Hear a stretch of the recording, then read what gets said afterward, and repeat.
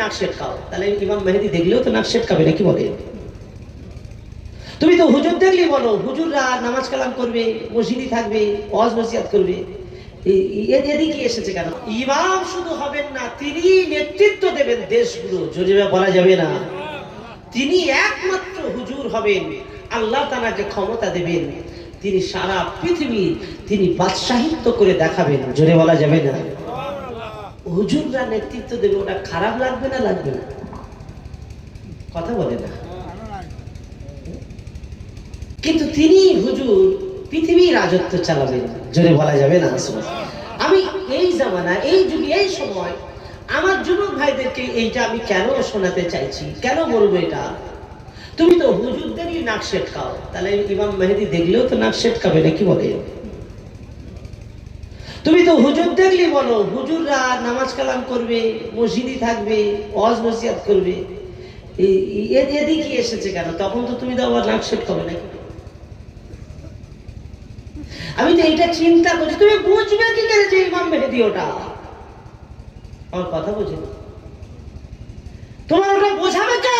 তুমি তো নিজেই কিছু বোঝো না। ইমাম মেহেদীকে আল্লাহ পাক শক্তি ক্ষমতা দান করবেন, রাষ্ট্রীয় ক্ষমতাটা কেমন ভাবে তিনি অর্জন করবেন, তার পিছনে পতাকা বাহী থাকবে, জোরে জোরে বলুন সুবহানাল্লাহ। হাজার হাজার পতাকা বাহী কালো পতাকা, হাজার হাজার কালো পাকড়ি বাঁধা মানুষ, জুব্বা পরা মানুষ এবং মাহাদি হুজুরের সঙ্গী হয়ে যাবেন। এ নওজওয়ানেরা খোরাসান থেকে দল দল মানুষ হুজুরের সঙ্গী হয়ে যাবেন। আল্লাহ পাক ইমাম মাহাদিকে দুনিয়াতে যখন পাঠাবেন, শুনে রেখে দিন, জেনে রাখুন, আল্লাহর কাবা শরীফে মানুষের সঙ্গে সাক্ষাৎটা ঘটে যাবে কাবাতে। মহান আল্লাহ কাবা গিয়ে আল্লাহর বান্দা বান্দিরা গিয়ে কাঁদবেন, জারে জার হয়ে কাঁদবেন, মানুষ নানারা আল্লাহর কাছে কাঁদতে থাকবেন। আল্লাহ আজ কাবা শরীফে গেলাম ধরে কাঁদি, আল্লাহ আমাদের একজন ইমাম করে দিন, আমরা শান্তিতে নেই। আল্লাহ আমাদের মাঝে ইমাম পাঠান, আমরা শান্তিতে নেই, আমরা খুব কষ্টেতে আছি, বিপদে আছি। আল্লাহ আমাদের বিপদটা উদ্ধার করার জন্য আপনি আমাদের ইমাম পাঠান। আল্লাহ নবী দয়া নবী বলেন, ওই সময় কাবা চাতানে হাতেমে কাবা চাতানে একেবারে মাকাম ইব্রাহিমের পাশে, একেবারে মাকাম ইব্রাহিমের পাশে আল্লাহ পাক রব্বুল আলামিন ইমাম মেহেদী যাকে বানাবেন, তিনিও কাবার দরওয়াজার সামনে দাঁড়িয়ে দাঁড়িয়ে তিনি আল্লাহর কাছে কাঁদতে থাকবেন। ও রব্বুল আলামিন আল্লাহ পাক, আল্লাহ তাআলা, ও আল্লাহ তাআলা, আল্লাহ তাআলা সকলকে আপনি হেফাজত করুন। তিনি আল্লাহর কাছে কাঁদবেন।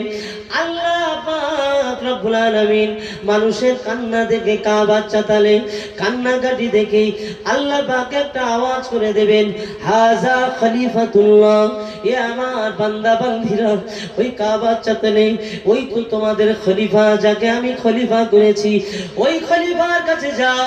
আমি আল্লাহ যাকে খলিফা নিযুক্ত করেছি, মানুষেরা এদিকে ওদিকে তাকাবেন, কাকে আল্লাহ খলিফা করলেন, কে খলিফা, কি যেন একটা আওয়াজ আল্লাহ পাকের, আল্লাহ পাক রব্বুল আলামিন কাবা শরীফের ওখানে একটা আওয়াজ সবার কানেতে আল্লাহ পাক শুনিয়ে দেবেন। তারা আওয়াজটা শুনে এদিক ওদিক তাকাতে থাকবেন, এদিক ওদিক চাইবেন। এমন একটা সময় নির্ণয় করতে পারবেন না, হঠাৎ আল্লাহ পাক যেন একটা কুদরতি ইশারা, হাতের মতো একটা ইশারা করে দেখাবেন, ওই যে বসে রয়েছে, যাও যাও যাও যাও, চলে যাও, ওই তো আমি যাকে ইমাম বানাবো, ওই তো ইমাম মাহাদি, তার কাছে গিয়ে তোমরা বায়াত হয়ে যাও। এই যুবক ছেলেরা, আলেম থেকে তুমি দূরে সরে যাচ্ছ, আলেমের কথা তোমার ভালো লাগে না, আলেমদের কার্যক্রম তোমার ভালো লাগে না। কেন তোমার ভালো লাগে না একবার তুমি বলো। ইমাম মাহদী আলাইহিস সালাম খোরাসানের হাজার হাজার হাজার হাজার সৈন্য নিয়ে তিনি দেশ সমস্ত জায়গায় ইসলামিক শাসন কায়েম করার জন্য রওনা দেবেন। 40 মাইল দূরে থেকে মানুষ বুঝতে পেরে যাবে ইমাম মাহদী রওনা দিয়েছে। আল্লাহ পাক ইমাম মেহেদীর হাতে কোনো বোমা গুলি কিছুই দেবেন না। আল্লাহ পাক রব্বুল আলামিন যে রাস্তা ধরে তিনি যাবেন ওই রাস্তায় আর শয়তান দাঁড়াতে পারবে না। সমস্ত মানুষগুলো ভয়তে জড়সড় হয়ে যাবে। পৃথিবীর কোনো বোমা গুলি, পৃথিবীর কোনো বন্দুক কিছুই কাজে লাগবে না। ইমাম মেহেদীর দলে সবাই যুক্ত হয়ে যাবে। একদল মানুষ সাইড হয়ে যাবে, ইমাম মেহেদীর দলে আসবে না। আর ইমাম মেহেদীর দলে যারা আসবে তারা সকালবেলা করে জুয়ার টিকিট কাটবে, কি বলে না বলেন না? ইমাম মেহেদীর দলে আসলে সকালবেলা করে কি মদ খাবে? তো রাতের বেলা খাবে। হ্যাঁ, ইমাম মেহেদীর দলে যারা থাকবেন তারা গান বাজনা, সিনেমা, হই হুল্লোড় এইরকম জীবনের মানুষ থাকবে। প্রিয় মুসলমান যুবক ভাইরা আমার, ইমাম মেহেদী আলাইহিস সালামের সঙ্গী যারা হবে আল্লাহ পাক তাদেরকে কবুল করে নেবেন। আল্লাহ নবী দিন ও দুনিয়ার বাদশা হাবিবুল্লাহ হুজুর আবার বলেন আল্লাহ পাক রব্বুল আলামিন ইমাম মেহেদীর সৈন্য যারাদেরকে আল্লাহ পাক বানাবেন, আল্লাহ পাকের দরবারে তারা কবুলিয়াত মানুষ হিসাবে গণ্য হয়ে যাবে।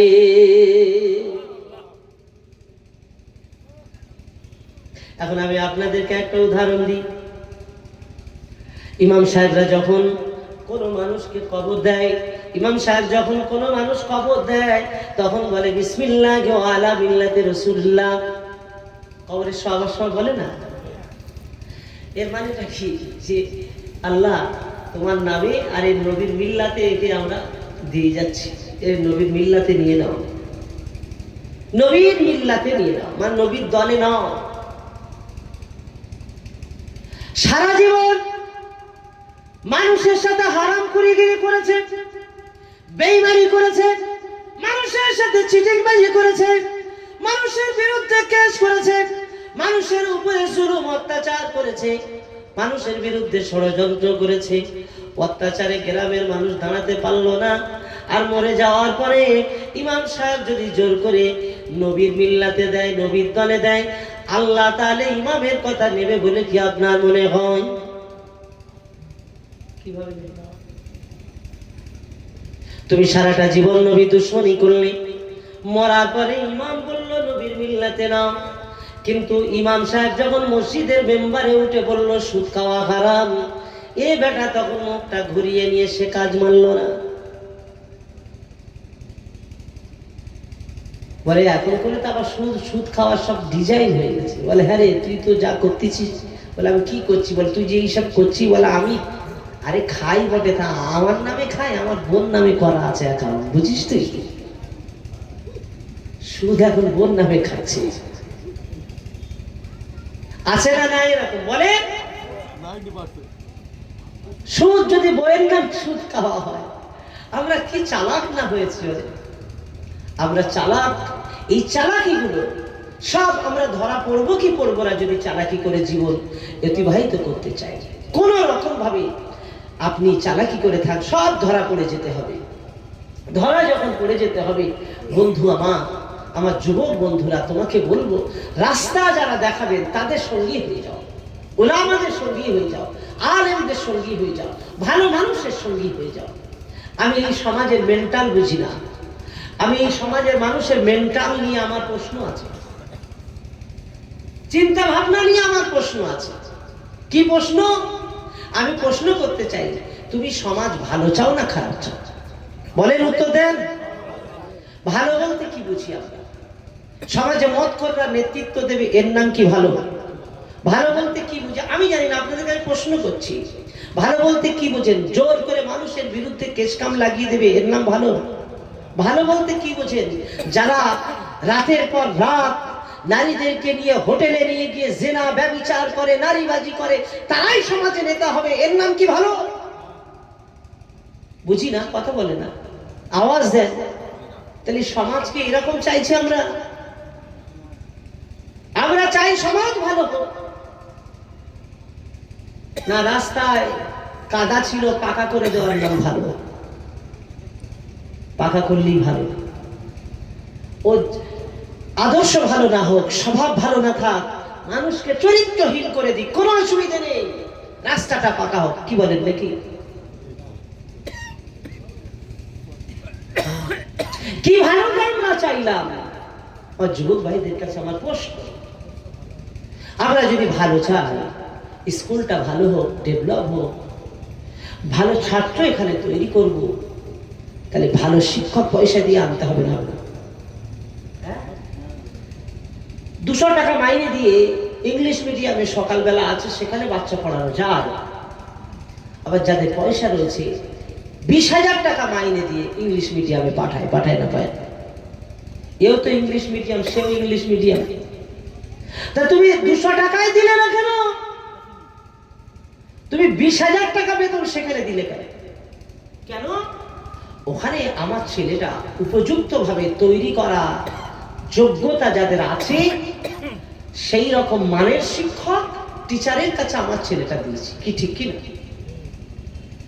তো টিচার উপযুক্ত হতে হবে, মানসম্মত হতে হবে, তারপরে যদি ছাত্র বা আমার ছেলেটা ভালো হয়, এটা যখন আমরা বুঝি, তা সমাজের নেতৃত্ব ভালো না হলে সমাজটা কিভাবে ভালো হয়?